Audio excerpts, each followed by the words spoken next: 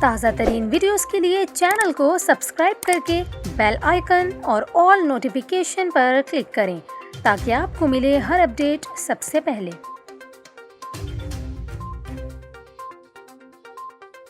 اور یہاں پر آپ کو خبر دیں، محکمہ صحت سندھ کے اجلاس میں اومیکرون کی ذیلی قسم کا پھیلاؤ روکنے کے لیے اقدامات پر غور کیا گیا۔ اجلاس میں کورونا وائرس سے بچاؤ کے لیے ماسک پہننے، سماجی فاصلہ برقرار رکھنے، اسکریننگ اور ویکسینیشن بڑھانے پر زور دیا گیا۔ اجلاس میں کہا گیا کہ اومیکرون کا